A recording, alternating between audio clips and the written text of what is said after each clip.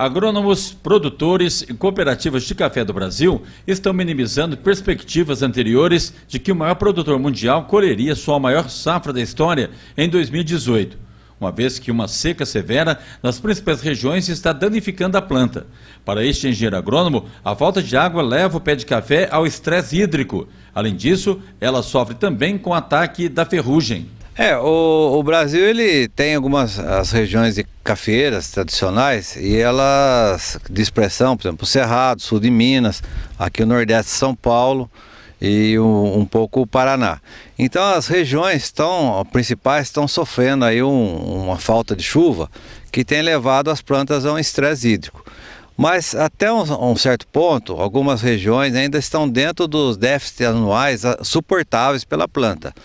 Então, o que aconteceu? Que recentemente, em meados de agosto, houve uma chuva e como vinha um período seco, as gemas floríferas estavam maduras e essa chuva estimulou o florescimento. Não foi um florescimento pleno, porque floresceu em torno de 30% mais ou menos do potencial produtivo de flor aí da planta. Então, essas flores que surgiram após esse período chuvoso, elas estão aí fixando agora no chumbinho. E esse chumbinho, ele vai ser fixado à planta e virar produção, e isso depende das condições de clima que vão vir pela frente. Tradicionais regiões cafeeiras, como o sul de Minas Gerais, receberam apenas 10 milímetros de chuva nos últimos 40 dias, 1/5 do normal para o período, e só vão ver chuva no final deste mês ou em meados de outubro.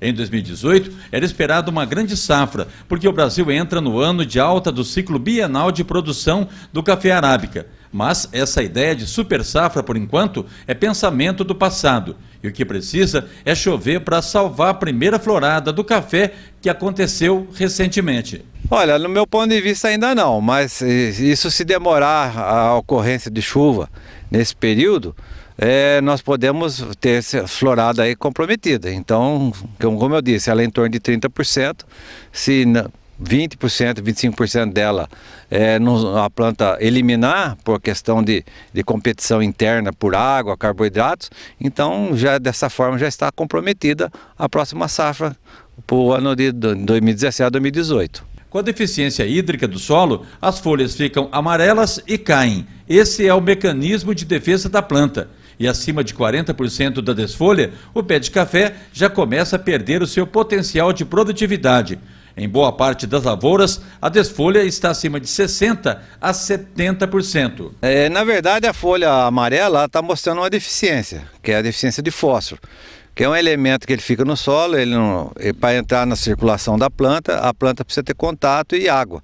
Então, no caso, o sistema radicular está muito restrito e falta água no solo, então não tem como a planta absorver. Não é a falta dele no solo, é a falta dele ser absorvido pela planta.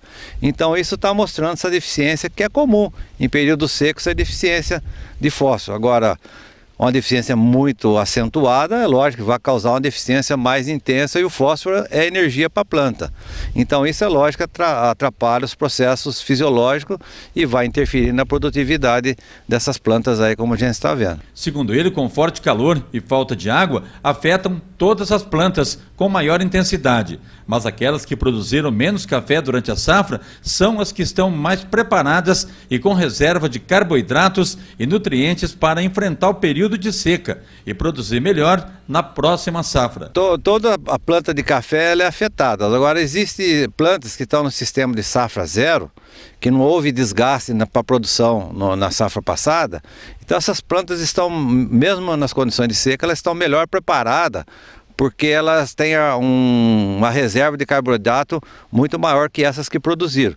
Então essas plantas enfrentam melhor a situação do estresse hídrico e desse prolongamento aí da falta de chuva.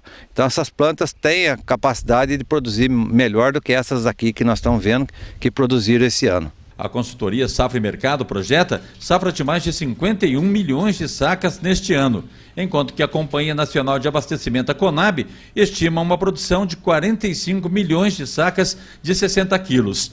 No último ano de alta de safra brasileira, em 2016, a produção total chegou a um volume histórico de 51,4 milhões de sacas, com um recorde de 43 milhões de sacas do café arábica.